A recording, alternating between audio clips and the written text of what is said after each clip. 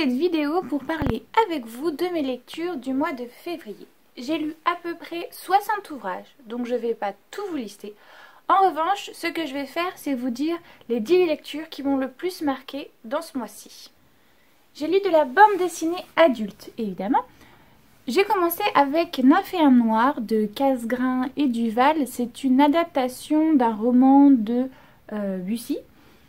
C'est l'histoire d'un petit village où il se passe un meurtre et un inspecteur essaye de résoudre ce meurtre. On voit l'histoire à travers ce personnage-là et surtout 3 femmes, une jeune fille, une jeune femme et une personne âgée. Et je ne sais pas comment l'expliquer, mais en gros, à un moment, il y a une révélation et je dois dire que je m'y attendais un peu, j'ai pas été vraiment surpris de ouf, mais l'histoire est très bien construite. J'ai lu Simone Veil, l'immortelle de Bresson et Dufaux. C'est une partie de la biographie de Simone Veil. On revient au moment où elle essaye de passer la loi sur l'IVG en France et à cause du lynchage aussi bien médiatique que politique que sociétal, on revient aussi sur sa vie à elle, plus intime, et la déportation qu'elle a vécue avec sa famille lors de la Seconde Guerre mondiale.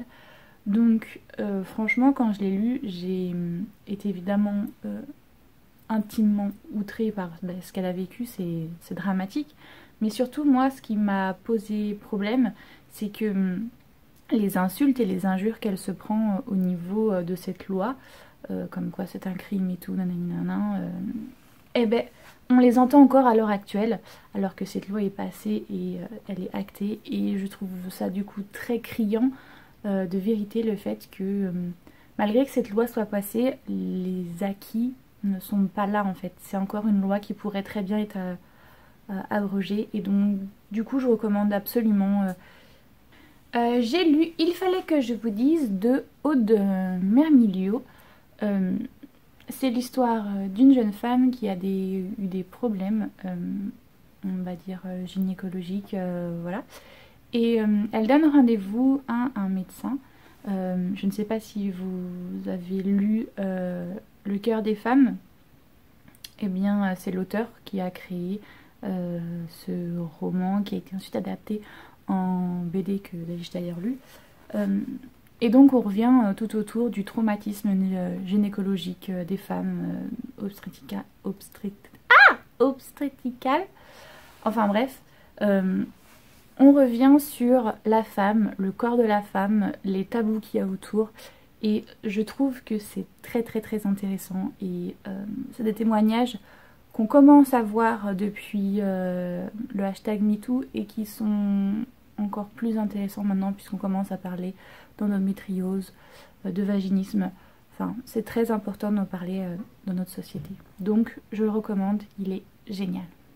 J'ai lu Saison des roses de Chloé Vary.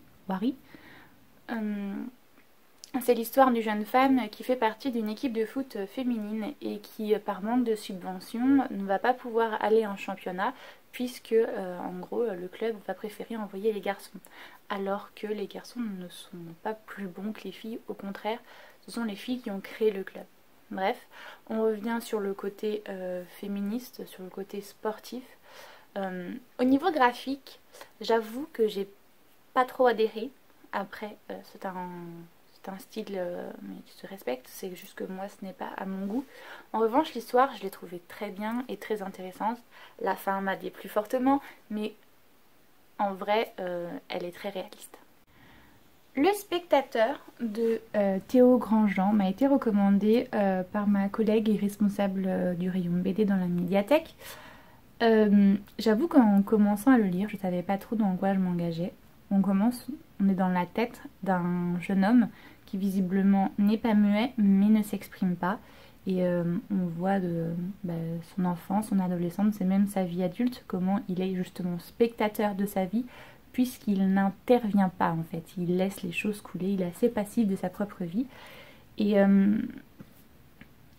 l'histoire est intéressante, je l'avoue, j'ai passé un bon moment de lecture.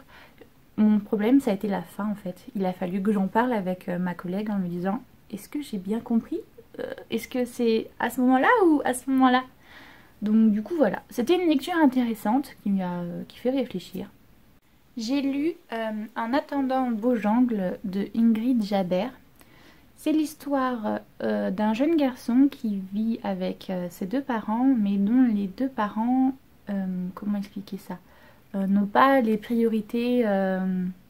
Enfin, leur priorité n'est pas que leur enfant aille à l'école, qu'il soit à l'heure, ou eux, leur but en gros dans la vie, c'est vraiment s'amuser, de profiter de la vie.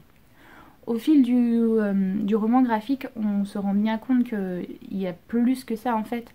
La maman est atteinte de bipolarité, je sais pas trop comment le situer parce que voilà, maniaco-dépressive un petit peu, enfin bref. Elle aime s'entourer de fêtes et de fastes justement pour oublier tout ça. Et au niveau graphique, j'avoue que j'ai adoré. C'est une petite perle, j'adore ce style graphique. L'histoire aussi est très intéressante. On parle d'un sujet qui est assez important et grave, mais sans rentrer dans le pathos, bien au contraire. Et du coup, j'ai trouvé ça... Enfin, j'ai adoré. Je sais pas comment le décrire autrement, j'ai adoré. Si vous l'avez lu, dites-moi comment vous l'avez pris. J'ai lu Tout va bien de Charlie Genmore. C'est l'histoire d'une jeune femme qui arrive dans la vingtaine, qui n'a toujours pas eu de petite amie, qui ne ressent pas de sentiments amoureux et pas non plus de désir sexuel. À chaque fois qu'un ami se rapproche trop d'elle et lui demande de sortir avec elle, ça la dégoûte au contraire, et elle a tendance à le repousser jusqu'à un jour où un jeune homme va arriver et va se passer ce qui va se passer. J'ai trouvé l'approche, déjà au niveau graphique c'est génial. Ensuite l'approche qui a été apportée est très intéressante parce qu'on est dans un comment dire, on n'est pas dans un cadre tout lisse, on n'est pas avec maman, papa, les enfants et tout se passe bien. On est dans une famille qui déjà a des problèmes intrafamiliaux, donc c'est déjà assez intéressant de coller un peu plus au réel. C'est une jeune fille qui a des problèmes d'identité, qui a des problèmes avec sa famille et qui, du coup, on se met vraiment à sa place et on se dit que... mince quoi. Donc moi, franchement, j'ai adoré. Ça parle de plein de sujets justement, ça parle des problèmes quand on a des parents séparés, ça parle de problèmes avec son frère et sa sœur, de rivalité. Ça parle aussi de problèmes d'identité sexuelle, amoureuse. Il y a énormément de représentations. C'est ça qui m'intéresse encore plus, c'est qu'on parle de polyamour, on parle de trisomie, on parle de... Enfin voilà, on parle d'énormément de sujets et du coup, franchement, j'ai adoré. J'ai lu Le journal d'une fémène de Dufresne et Lefebvre. Donc c'est l'histoire d'une jeune femme justement qui va se positionner de plus en plus avec ses amis dans un mouvement féministe, mais tout en le cachant en fait. Au début, elle n'en parle à personne, elle va rencontrer des personnes activistes d'un Femen et elle va petit à petit faire des activités, enfin des démarches militantes plutôt, avec les Femen, et au lieu que ça reste dans la sphère du privé, ça va devenir public. Et là, il va y avoir tout un déchaînement autour d'elle qui va se produire, des péripéties qui vont faire que ça va impacter sa vie. Je l'ai trouvé très très bien fait. J'ai lu dans le mot de l'auteur qu'il avait parlé avec des personnes qui étaient rentrées dans le mouvement et du coup, c'est vrai que ça donne beaucoup plus de poids. C'est beaucoup plus crédible et beaucoup plus réaliste. On a vraiment l'impression de suivre le vrai parcours d'une jeune femme qui rentre dedans et savoir ce qui se passe. C'est un sujet qui me touche parce que je suis très féministe et je ne considère pas que c'est une insulte. Donc je trouvais ça très intéressant qu'on donne aussi la parole à des fémènes, à des militantes pour voir un peu l'envers du décor, voir ce qui s'y passe. Alors j'ai lu une bande dessinée que je ne serais pas trop située de mettre dans de l'adulte ou de la jeunesse, parce que au niveau graphisme ça ressemble assez à de la jeunesse, pourtant le sujet est un peu technique, donc je le mettrais plutôt dans l'adulte.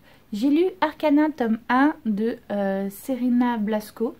C'est l'histoire de deux jeunes femmes qui vivent sur deux îles différentes. Il y a tout un univers. Alors en fait, on reprend l'univers.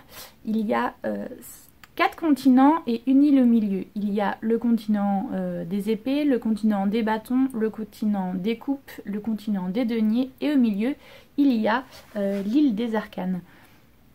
Ce qui se passe, c'est qu'il y a une révélation, une élection, quand on a l'âge de 15 ans, de pouvoir devenir apprenti arcane et devenir au bout une arcane majeure. Si vous l'avez bien compris, on parle de tarot. Le tome 1 s'appelle Coven du tarot.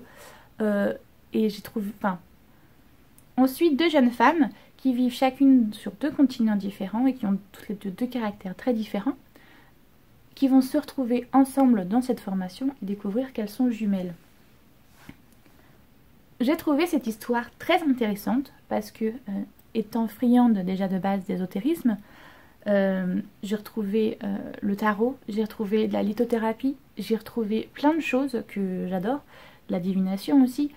Donc du coup, c'est un sujet qui m'intéresse et l'histoire qui a été brodée autour est très bien. Du coup, je l'ai donné à ma collègue responsable du Rayon BD pour qu'elle le lise chez elle et qu'elle me dise si oui et non elle veut bien le mettre dans notre fond dans la médiathèque. Et quand elle me l'aura rendu, je compte bien aussi le prêter à ma meilleure amie qui, elle, est comme moi une fanade d'ésotérisme et donc du coup qu'elle m'en dise ce qu'elle en pense. En roman, j'ai lu God of Men tome 2 de Barbara Klaus, pardon. Donc c'est la suite de ce qu'on a vécu juste avant et l'histoire d'une jeune femme, Imari, qui découvre qu'elle a des pouvoirs et qui du coup part en exil, va rencontrer un prince qui du coup vont devenir enemy lover, enfin bref voilà. Le gros reproche que je faisais au tome 1, c'est qu'elle a créé tout un univers avec un lexique bien spécifique et quand on ne le connaît pas, c'est difficile du coup de rentrer dedans. Du coup, dans le tome 2, on a un lexique au début, on a même une carte du monde et ça, c'est génial. Du coup, on s'y retrouve beaucoup mieux. La lecture, du coup, moi, m'a permis d'être beaucoup plus fluide et beaucoup plus rapide et du coup, je l'ai mieux apprécié que le premier tome. Je sais que j'en ai déjà parlé de 10, mais je rajoute un petit 11e. Je fais un challenge de lecture, pioche dans ma palle, et donc celui-ci m'a été sorti. C'est la communauté d'Antea Clos, que j'ai juste ici. Voilà, ce petit bébé. C'est l'histoire d'une jeune femme qui est interrogée par le FBI et en fait elle est là pour témoigner contre une secte qui a pris le contrôle de sa vie, la communauté. Donc on lui pose des questions, on revoit ses souvenirs et après on voit sa déclaration à elle et on voit les petites nuances qu'il y a entre les deux. C'est très intéressant, c'est très bien écrit. En revanche, le petit bémol, c'est que ça parle de secte et d'endoctrinement et de sévices et de tout ce qu'il y a autour. Et évidemment, c'est pas une lecture très facile et très joviale. En revanche, comme je l'ai dit, le style, l'écriture, la plume, tout est très bien, c'est très immersif. C'est bien, mais c'est difficile. Je vous laisse me dire en commentaire s'il y en a parmi ce que j'ai lu que vous avez vous-même lu. Si oui, est-ce qu'ils vous ont plu ou non? Sinon, pourquoi? Et moi, je vous fais de gros bisous.